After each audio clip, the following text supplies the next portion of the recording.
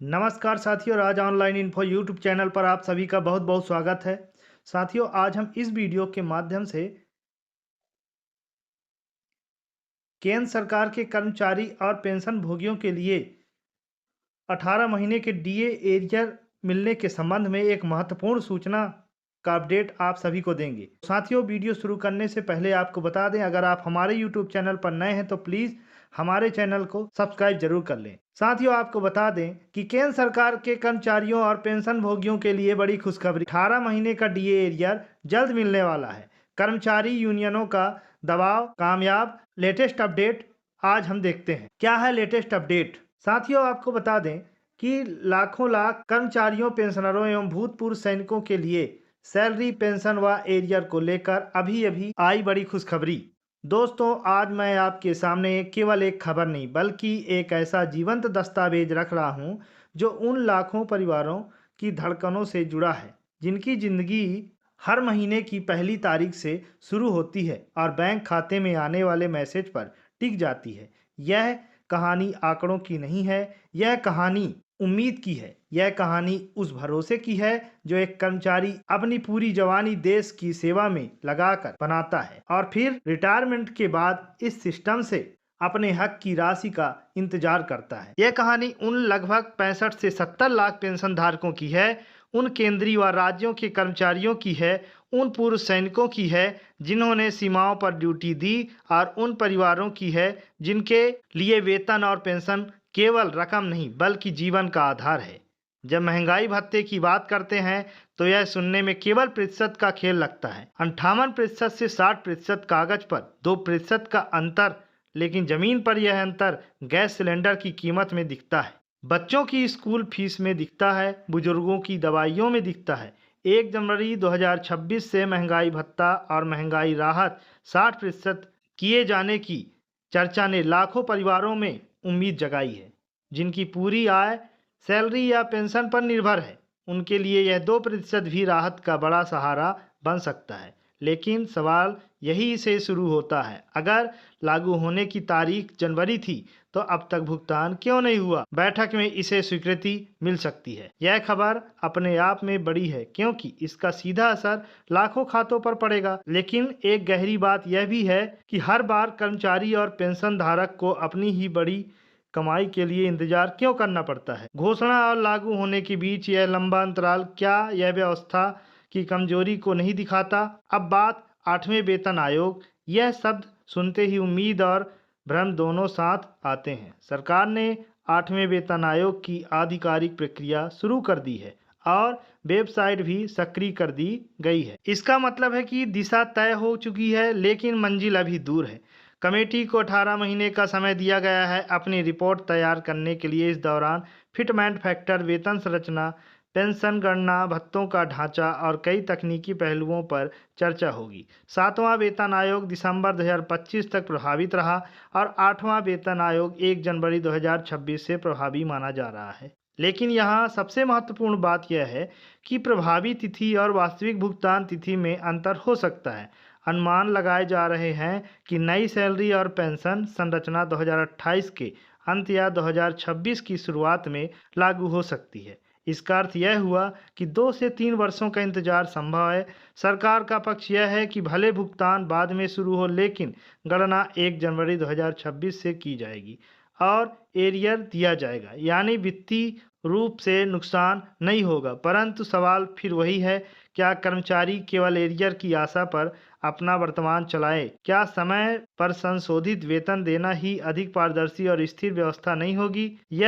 यह व्यवस्था सिद्धांत रूप में अत्यंत सकारात्मक। सरकार का कहना है कि जिन मामलों का तत्काल समाधान संभव नहीं होगा उन्हें 15 दिनों में प्राथमिकता के आधार पर नियुक्त किया जाता है। यह एक आश्वासन है, लेकिन अनुभव बताता है कि कई बार प्रक्रियाएं लंबी हो जाती हैं। फिर भी यहाँ मंच पेंशन धारकों को अपनी बात सीधे रखने का अवसर देता है, जो लोकतांत्रिक व्यवस्था का महत्वपूर्ण हिस्सा है। भारतीय रिजर्व बैंक ने 2026 का मास्टर सर्कुलर जारी किया है जिसमें स्पष्ट निर्देश दिए गए हैं कि भुगतान में देरी नहीं होनी चाहिए। यदि किसी कारण से देरी होती है तो संबंधित पेंशन धारक को ब्याज का भुगतान किया जाना चाहिए।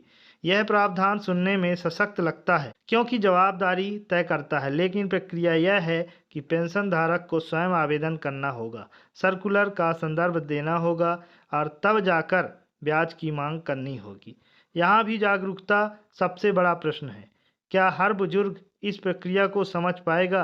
क्या बैंक स्वतः इस नियम का पालन करेंगे? यह वह बिंदु है जहां नीति और व्यवहार के बीच अंतर दिखाई दे। अब उन मांगों की बात जो 8वें वेतन आयोग के सामने रखी गई। कंप्यूटेशन की रिकवरी अवधि को 15 साल से घटाकर 12 साल करने की मांग की जा रही है। इसका सीधा अर्थ है कि रिटायरमेंट के बाद पेंशन धारक को अधिक शुद्ध पेंशन जल्दी मिल सके। पेंशन को कर मुक्त करने की मांग भी उठ रही है क्योंकि सेवानिवृत्ति के बाद जीवन में आय सीमित होती है। महंगाई भत्ते के फार्मूले में बदलाव और पेंशन को अंतिम वेतन के 50% से बढ़ाकर 70% करने का प्रस्ताव भी चर्चा में है। यह सभी प्रस्ताव केवल आर्थिक गणना नहीं बल्कि सामाजिक सुरक्षा से जुड़े प्रश्न हैं। दोस्तों, सबसे अधिक चर्चा किस विषय पर है? वह है 18 महीने का लंबित पीरियड। यह मामला न्यायिक प्रक्रिया में विचाराधीन है। लाखों कर्मचारी और पेंशन धारक इस पर निर्णय की प्रतीक्षा कर रहे हैं।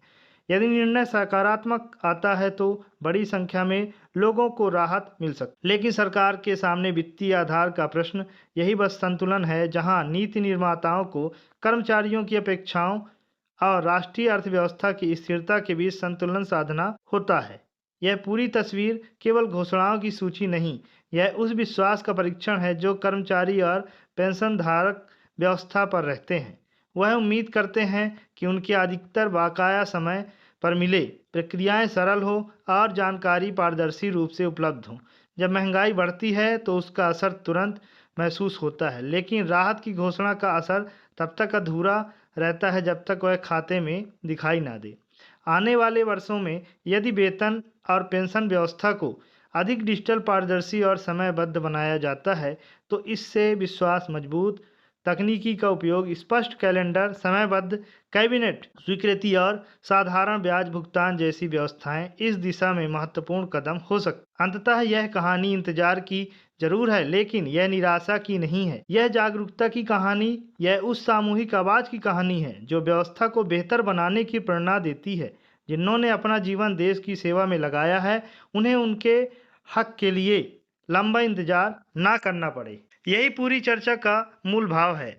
हर महीने नई घोषणा आएगी, नया अपडेट आएगा, नई उम्मीद जागेगी, लेकिन जब तक व्यवस्था ऐसी ना हो जाए कि घोषणा और भुगतान के बीच का अंतर न्यूनतम हो, तब तक यह कहानी चलती रहेगी। उम्मीद है कि आने वाले समय में वेतन और पेंशन से जुड़ी प्रक्रिया इतनी स्पष्ट और समयबद्ध हो कि कर्मचारियों और पेंशन धारकों को हर बार चिंता के साथ इंतजार ना करना पड़े, बल्कि विश्वास के साथ अपने अधिकार मिले। यही आशा है, यही संदेश है और यही इस विस्तृत प्रस्तुति का सार है। तो साथियों, 18 महीने की डीए एरियर जो कि पेंशन धारकों और कर्मचारियों का अधिकार है, उम्मीद करते हैं कि सरकार इस पे जल्दी से कोई ना कोई एक्शन ले और जो कि न्यायालय में यह मामला विचाराधीन है तो इस पर भी सरकार जल्दी से जल्दी सुनवाई होने के बाद इसमें सकारात्मक कदम उठाकर जो कर्मचारियों की मेहनत की कमाई है, जो कि महामारी के समय में 18 महीने का डीए एरियर एकमुश्त ब्याज के साथ सभी कर्मचारियों को और पेंशनरों को के हक की कमाई को उनके अकाउंट में आसान किस्तों में तत्काल कर्मचारी पेंशनरों के खाते में जमा कराए, जिससे इस महंगाई के समय में कर्मचारियों और पेंशनरों के जीवन यापन में एक सहयोग मिल सके। सरकार के सकारात्मक भागीदारी से कर्मचारियों को उनका लंबित न्याय जरूर मिलेगा। अब उम्मीद करते हैं कि सरकार न्यायालय के माध्यम से सकारात्मक कदम उठाकर कर्मचारियों के हित में 18 महीने की डीए एरियर ब्याज सहित राशि देने के लिए जल्द से जल्द प्रतिबद्ध होगी। तो साथियों, उम्मीद करते हैं आज की यह वीडियो आप सभी को बहुत अच्छी लगी होगी और वीडियो अच्छी लगी है तो वीडियो को लाइक जरूर करें, कमेंट के माध्यम से अपना विचार दें और वीडियो को शेयर करें। साथ ही अगर आप हमारे YouTube चैनल पे नए हैं तो चैनल को सब्सक्राइब जरूर कर लें और ऊपर दिए गए बेल आइकन को क्लिक कर नोटिफिकेशन में ऑल कर लें ताकि कोई भी लेटेस्ट वीडियो अपलोड होने की सूचना आप सब तक नोटिफिकेशन के माध्यम से सबसे पहले पहुंचे। और आप हमारे YouTube परिवार का हिस्सा बन सकें। और साथियों, ऐसे ही इंफॉर्मेटिव वीडियो देखने के लिए हमारे चैनल को लगातार बात करते रहें, चैनल के साथ बने रहें। तो साथियों मिलते हैं नेक्स्ट वीडियो के साथ। तब तक के लिए बहुत बहुत धन्यवाद। जय हिंद।